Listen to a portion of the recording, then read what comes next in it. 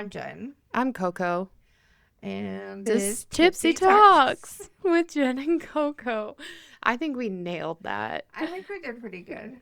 Trigger warning, we do discuss suicide in this episode. If you or someone you know needs help, 988 is available. You can call or text that number at any time. 24/7. Okay, so what are we going to talk about today? Well, you've been hinting about how we'll talk about my husbands. So I would like to give you the option to choose husband 1, 2, or 3. I pick one because he's my favorite. I want ages. I really just want wedding photos. I want to be there with you. Okay. I will send you photos Okay. for this episode. I'm ready. Because this was like an adorable backyard wedding. No, it was at a church. Oh my, you didn't light on fire, either of you? No. All right. Okay. How old were you when you met this gentleman caller? 15. Oh, so you went to high school with him? Yes. Okay. He lived about two miles from my house. Okay. We rode the bus together. Oh. Yeah, and I just had the biggest crush on him from like the moment I saw him. From what? Is that when you met him? Was Yeah, when you on were the 15? bus. So did he grow up out here too, or okay, you just hadn't crossed paths? He was a year ahead of me, and so in my school district there was a middle school in Platteville, there was a middle school in LaSalle, and then the high school is in Gilchrist. So I went to elementary school in Gilchrist, and then depending on what town you lived in, you would go to either the one in Platteville or the one in LaSalle. And at the time, we lived outside of Platteville, so I went to that school for 6th and 7th grade. And then in 8th grade, we moved to the one in LaSalle, which is where he went to school. And so he had already went on to high school. He is in 9th grade when I was in 8th grade there. Okay. So we just missed. And I didn't ride the bus. Or maybe I met him then. I don't remember if I knew him when I was in 8th grade. It doesn't like click. But I knew him in high school and I had the biggest crush on him. And he was in band and my friends were in band. So I would always hang out with my friends at like football games and stuff to try to weasel my way in. Because he like marching band? Yeah, he Okay. played the clarinet. The clarinet. And I was going to ask him to the Sadie Hawkins dance. And this other girl did instead. And it was that like, bitch. it was weird. They were kind of dating and Oh, okay. I'm sorry. well, at the time I didn't know that they were, or they hadn't quite started yet, but they did around the time of this dance. And then after they broke up, we all started hanging out. It was him and then a couple of other friends, and we were all just like a group, and we did all kinds of stuff together. And the ex-girlfriend was in that too, or no? No, Oh, she she was wasn't not. invited.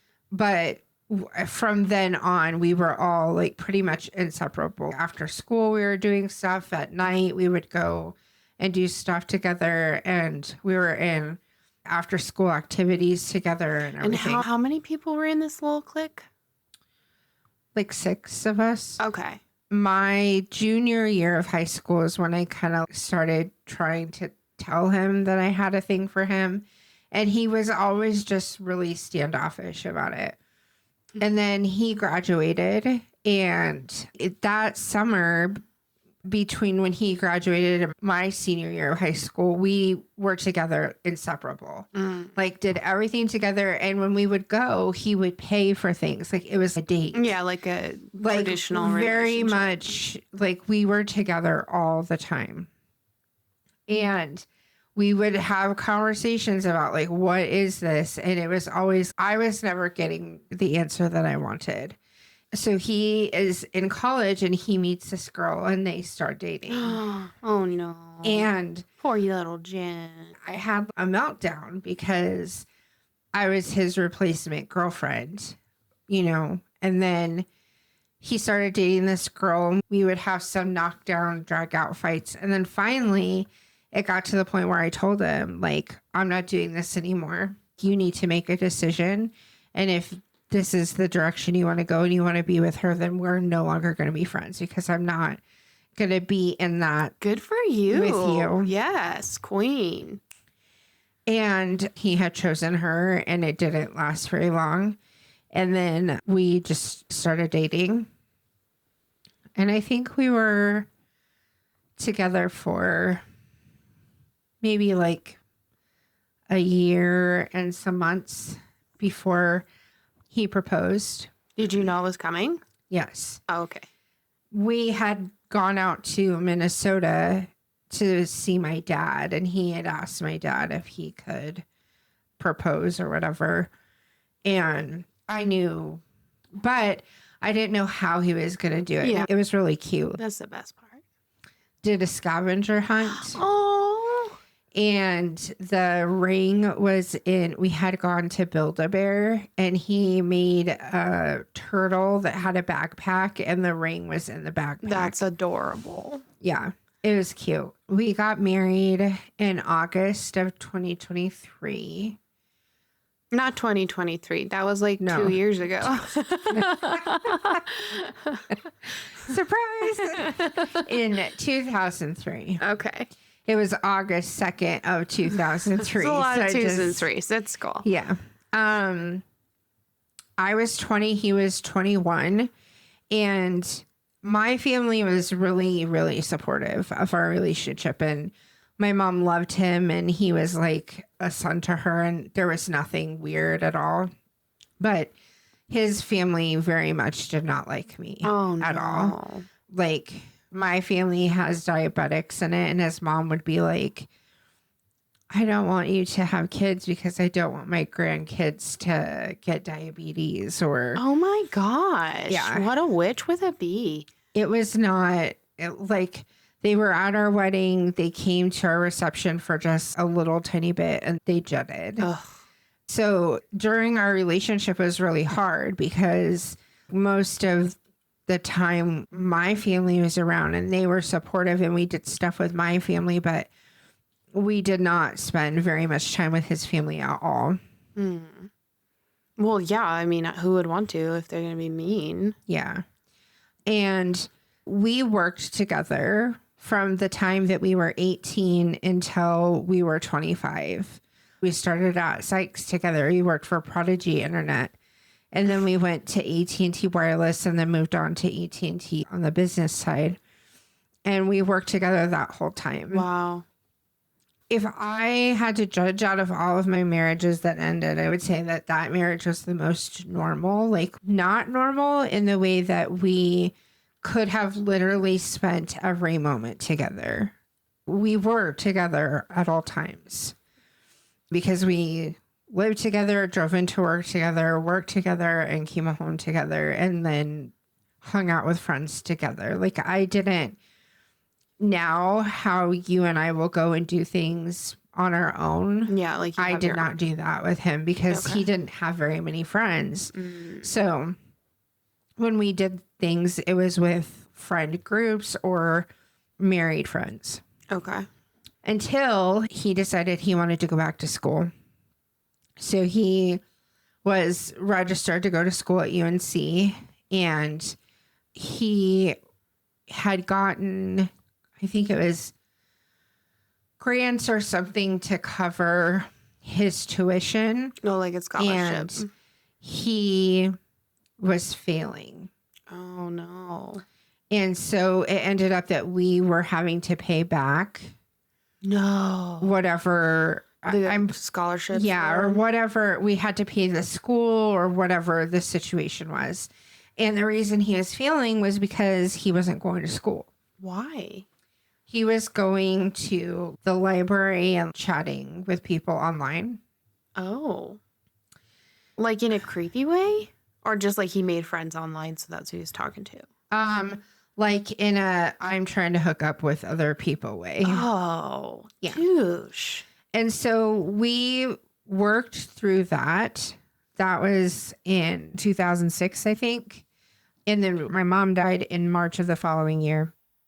The first thing in our marriage, we had an obscene amount of people die while we were married. And my cousin and his fiance had taken their lives. And he and I were very much involved in their lives and their relationship and what had happened to get them to where they were. So we were like very, very, very trauma bonded. And was that like when you were married or the whole relationship? Like since you were 15?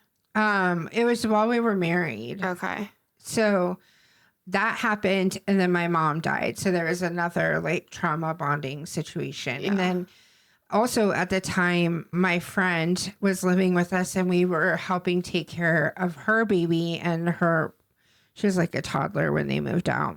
Wow. And so during that whole time, like very normal marriage, we had a dog, we had a house, we had, it was normal. We were trying to have a baby.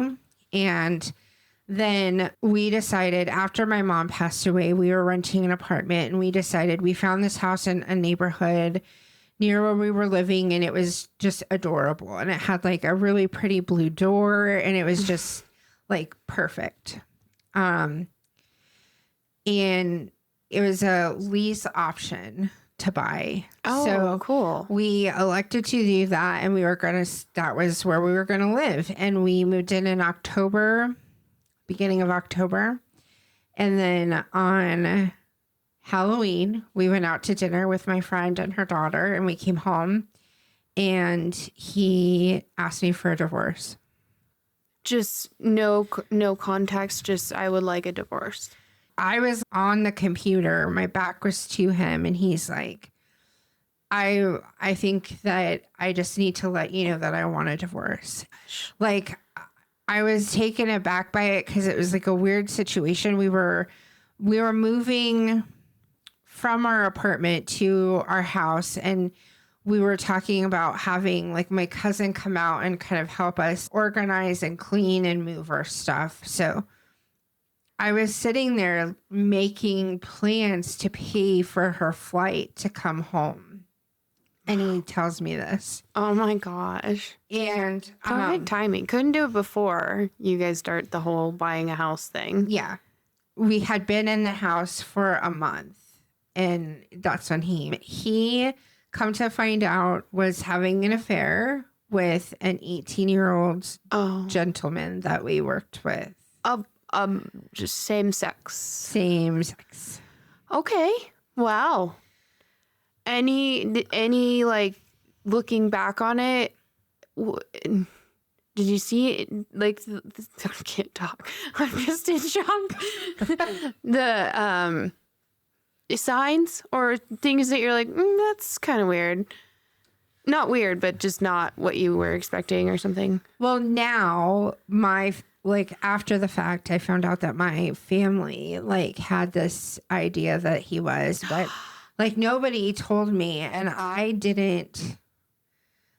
Again, I will say that that marriage was completely normal in all ways. Not it wasn't like a lavender marriage. You didn't know at all. Hang out and do each other's nails. It was a very normal sex, normal everything. Wow.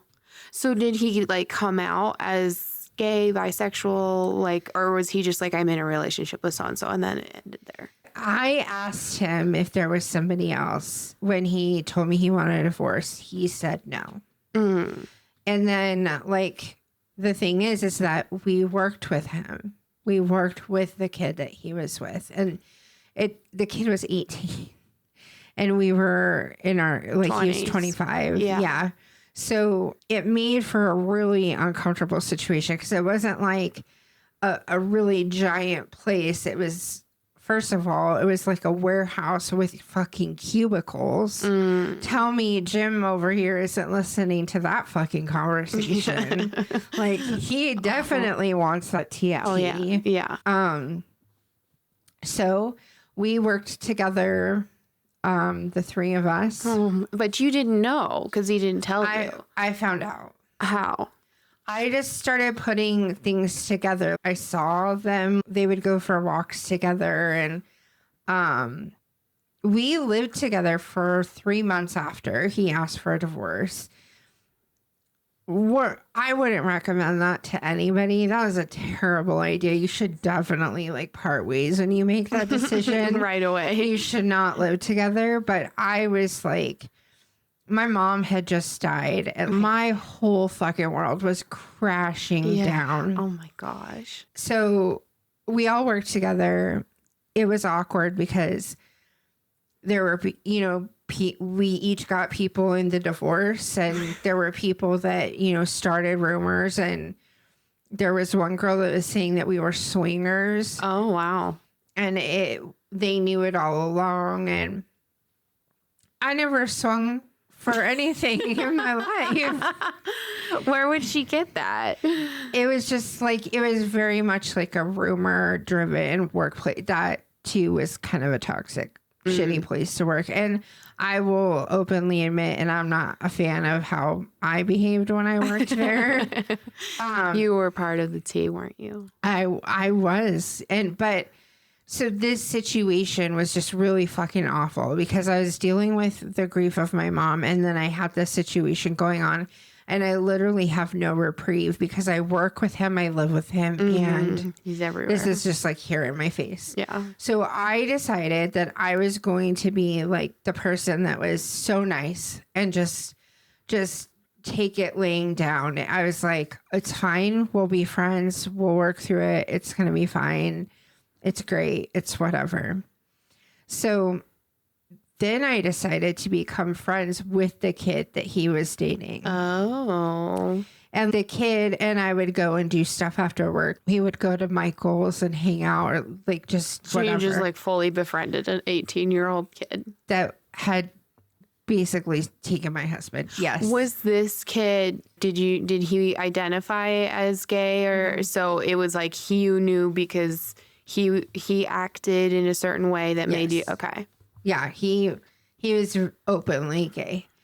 And so we became friends, and I was friends with both of them, and then they broke up. How do you know these things? How do I know that they broke up? Yeah. Because I was friends with both of them. Oh. Well, I didn't know if your husband like told you, hey, I broke up with him once you found out. Well, Did no. you confront them? No, I knew, and they knew that I was friends with each of them. And it was just, that's how it was. So it was like unspoken that you knew they were together. I was like, no, it was known that I knew they were together. But there was no like, you're with him. I want the drama. No, I purposely removed the drama. I decided to just like forego the, you stole my husband. I did have one night of that where I kind of had a little breakdown. But for the most part, I just like accepted the situation because it probably made it a lot easier for me that it was a male and not a female. Yeah. No, I know that because I can say that from my other divorce is like this. It was, I couldn't be a guy. Like I wasn't, you know. Yeah. So it made it easier, but they did break up. And then I met my second husband. Are you divorced at this point? Yeah. Okay. We're divorced, and his first boyfriend that I didn't know was going to come to dinner with my then boyfriend and I and my roommate. We all lived together. Okay. I had to get so drunk before we went. Just to see him. It was just a new situation because he and that kid that he cheated on me with, we didn't hang out, all three of us together. Oh. It was like I hung out with each of them and they hung out together, but I never saw it, right? Yeah. So we got super, super drunk and we went out to dinner to a place where they had $1.50 margaritas. Oh my gosh. Sign me And up. they dared me to steal knives from all these places that we went this night. So I got knives there, and then we went to this bar that we used to go to all the time. I had like these like fancy knives, like steak knives. Oh my gosh. And they're all in the bottom of my purse. And my second husband, Got a bag of knives. my second husband had traffic court the next day. Oh no, and you had to go through a metal detector. I, not remembering what had happened the night before, plopped my purse down on the little belt. The excavator or what? Yeah, and then The X-rayer. the little old man goes, "Ma'am, I cannot allow you to take all of these knives into the courtroom." And I was like, what the hell? I was like, You have the wrong bag. oh my God. And my second husband rolling on the ground, laughing so hard. And I'm just dead. I'm like, oh my God. And they're like, you need to take these out to your car. And I was like, it's okay. Just throw them away. They're stolen anyway. Oh no! At a courthouse. Did they take you away for theft? They just, we went on and They're in the trash. they're in the trash. Oh my God. If I was the worker for the conveyor belt, my first thought would be like, oh my gosh, she's going to shake up a lot of people today. And she doesn't even care if we know it. Yeah. Wow. Okay. So wait, back to the dinner. So aside from getting extremely drunk, did you have fun, or it was like, no, we ate dinner and then we left? Oh no, it was a whole night of activities. So just like old times, but Yeah. with just different people. Yeah. How did you feel? It was okay. Yeah. Who initiated this dinner? Probably me. I will like fully 100% admit that I forced friendship upon him because I, first of all, had lost my mom. He was the only person that was part of the biggest traumas of my life, and they were not very separated, like in years time frame. So I was like, I'm just gonna stay friends with him, no matter how fucking toxic this is, no matter how shitty I was treated, no matter what I got screwed out of. It was, I'm going to stay friends with him. Okay, so I just a side note, and this is gonna jump back to his family. You're just making me think like the things you missed out on, and I'm like, well, you didn't miss the family. When they found out he was gay, what did they have to say about that? If they were concerned about diabetes? It was not good. Oh no, It was not good. His dad, I think, was kind of supportive, but his mom, I mean, first of all, his mom lives in Kansas, like, yeah, Bible Belt. just, yeah. And I think that through the years of working through things, some of the things that happened in high school, I probably should have caught on. But I think his mom was so intent on him not being gay. He tried it. That he like decided to try to be straight just for that. But we stayed friends, and I wouldn't say we're friends now. We'll occasionally reach out to each other. The hardest part about the ending of that is that in his journey to being the person that he is today, he kind of dropped off some of the baggage that we shared together. Like, he doesn't acknowledge the people that we lost, like my cousin and his fiance and my mom. He doesn't text me on those days to say, hey, Because he's the one who knows it all. yeah. And it's like, it just didn't happen. Did he ever text you or like acknowledge them? No, obviously when you were together, but was that ever part of his personality? No. Okay. It's like when we got divorced, that comfort or that person that had those that shared that he was just out. Shut it off. Out. Okay. And also, he very rarely acknowledges that we were even married. But he acknowledges now that you're friends. Yes, but he very rarely like, there was a time a couple years ago where, I guess it was more than a couple, it was like around COVID. I've always had this where I get I've had it with him and one other person where like I can just feel if things aren't okay. Yeah. Like I get like gut feelings The Jen or tingle. yeah, I don't know what it is and I don't know how that connection happens, but It's probably your mom being like, hey, I got some tea for you. You better check on this person. something. But a couple years ago, he was in a situation, I ended up having to reach out to his fucking mom. No. Yeah, because he was in such a situation and I didn't have the means to help him the way he needed. And I had to fucking reach out to her. Oh my God. Did she come through? She did. Okay. And I think she had mentioned that she was regretful to him. That she was regretful of how she treated me. Amen, sister. Yeah. But he's now with somebody and we don't talk very often. Like I literally just he like messaged me in a way that didn't sound like him and I just had like a weird feeling that things were not okay.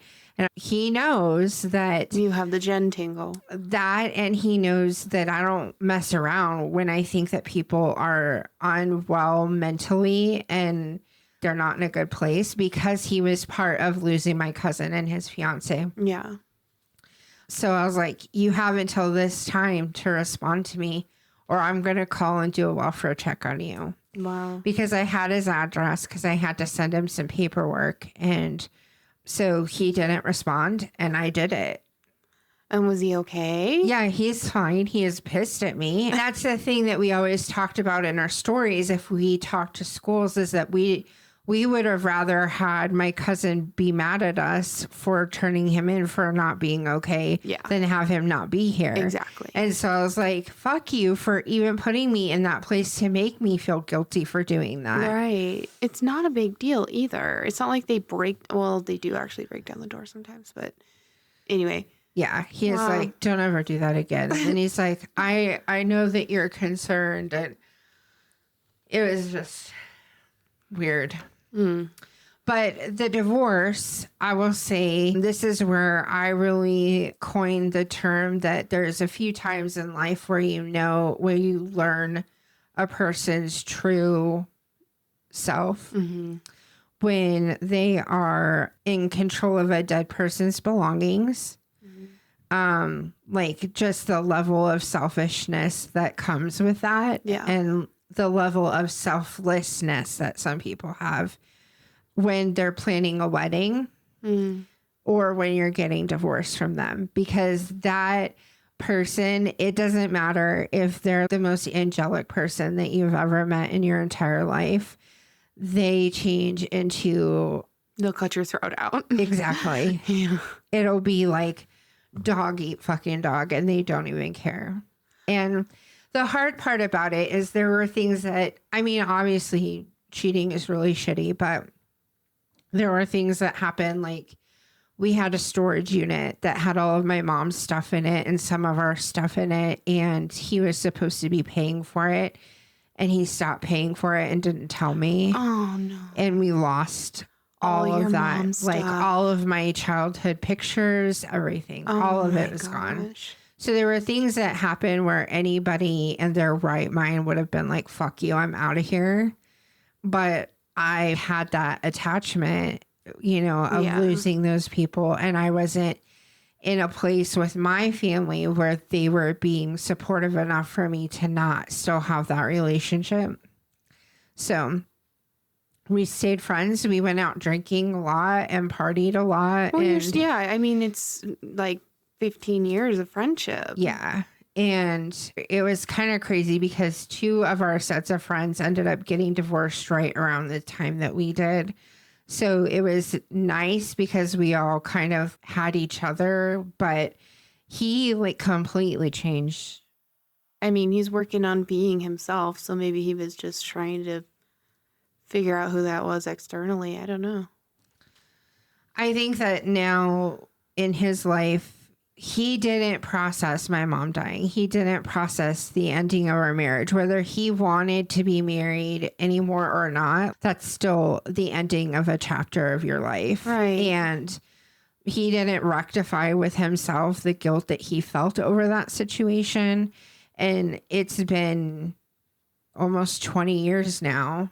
Wow. And I think it's just like coming to him, not just with me, but in the whole situation that he didn't do in the best ways. Yeah, that's the story of him. Wow. I mean, I like that you guys still are in touch. And I think that if you needed him, he would be there for you as much as you've been there for him with your Jen tangle. Yeah. I believe that. I think he knows deep down how hard he hurt you. Yeah, I had like a letter that he wrote, but I only have one page of it now, and I don't know what the whole thing said. But yeah, that was Wow. So by the time you guys got divorced, so you got married at 20, what did you say, 23? I was 20. 20. And then by the time you were divorced, not living together. 25. Okay, so 5 years. Yeah. Well, we had so our anniversary was in August. He asked for a divorce in October. So it was about 4 years. Okay. Do you regret like marrying him, or like you could still be his friend? Do you wish none of this had ever happened?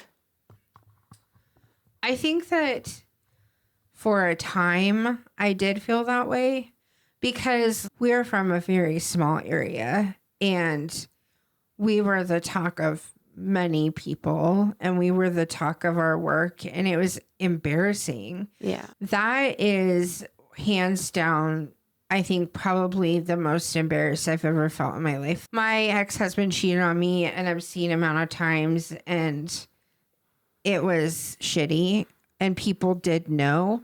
But there's nothing worse than finding out that my person wanted a divorce because he was in love with a man, and that all the people around me were talking about it. Yeah. And all the people around me knew, but nobody told me. Oh. That was the worst part of it. So who knew? You didn't talk about that, like at work? Everybody after the fact came to me and said, Knew he was gay, Yeah. or something. Oh my gosh. my whole family told me that they got together the day of our wedding to talk about it. Wow. But not a single person told me. And yeah, it's funny now, like people can laugh about it and all of that stuff, but going through that, there is no feeling that has ever topped how mortified I felt in that situation. And it's not your fault or anybody's fault. No, it's not, but it's just like the nature of the beast, and it's funny now, and it's like very Ross. Ross from Friends. Yes. Yes. I'm very much Ross, but at the time it was crazy. Yeah. The whole thing. And I can say now that if you took that situation and applied it now, I would not respond the same way. You wouldn't be friends. I wouldn't be friends. I wouldn't have, I wouldn't like, he lost all my mom's shit, and I should have never forgiven him for that, but somehow I did. Yeah, that's a big deal. And now I definitely would not be that way. Yeah. Well, I think it hopefully helped form you into who you are today, and I just like that you guys are still friends. Yeah. Or acquaintances. Yeah. Well, thanks for sharing. I like that this also led right into husband number 2. So we can move on to him next time. It's bestie time.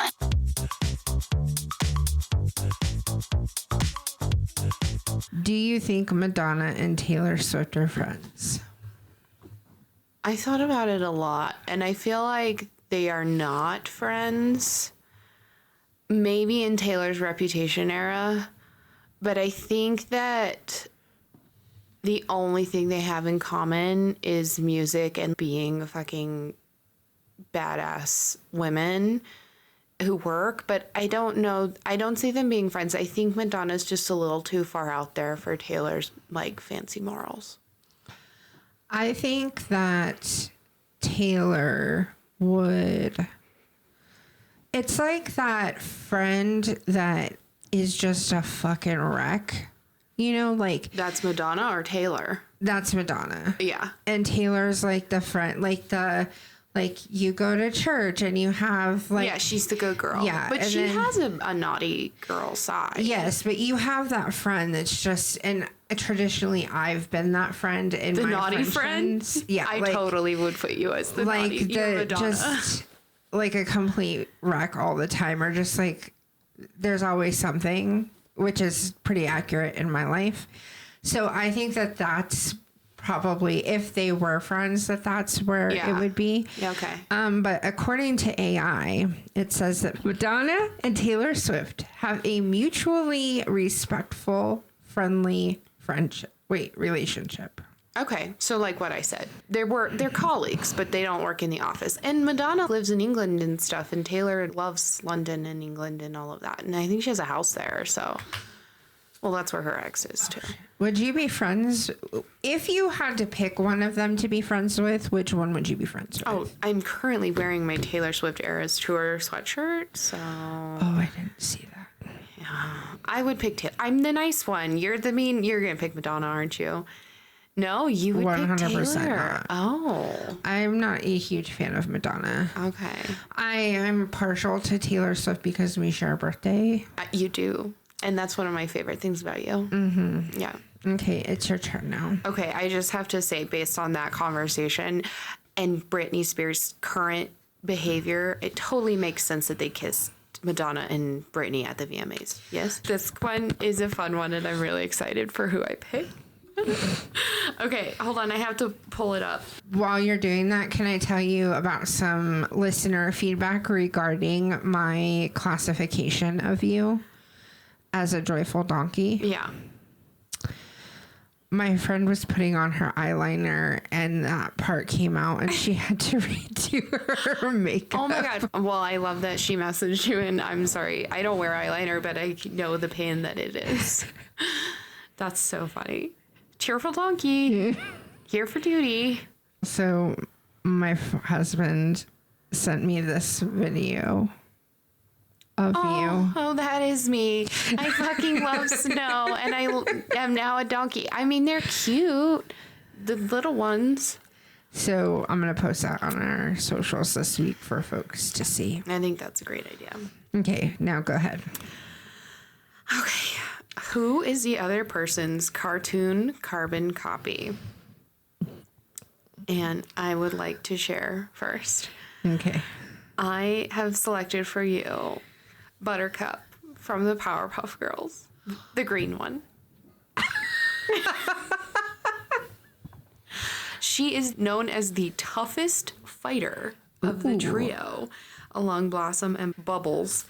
And she has the green dress and black hair and a personality that is brave, headstrong, and spicy. Ooh, I love that for me. Yes. I was like, Jen is totally a Powerpuff Girl, but which one? Obviously, That's good. Buttercup.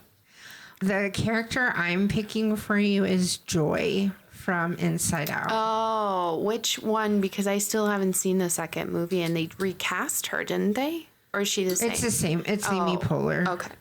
Oh, I love Amy Poehler, and I love Joy. You are Joy because you're always just trying to hold it all together for everybody. Yeah. Yeah. You know, I wonder if I could rock a pixie. You could. Yeah. You want me to? No, don't AI it. My mom was so not into the pixie on her, so I feel like I would look exactly the same. No. No. What? All right, besties. That's all the emotional damage we can afford today. Thank you for hanging out with us during this episode of Tipsy Talks with Jen and Coco. If you laughed, cried, or suddenly remembered something you swore you healed from, You're welcome. rate, review, subscribe, or just send it to your most unwell friend. And until next time, make good choices, or at least interesting ones.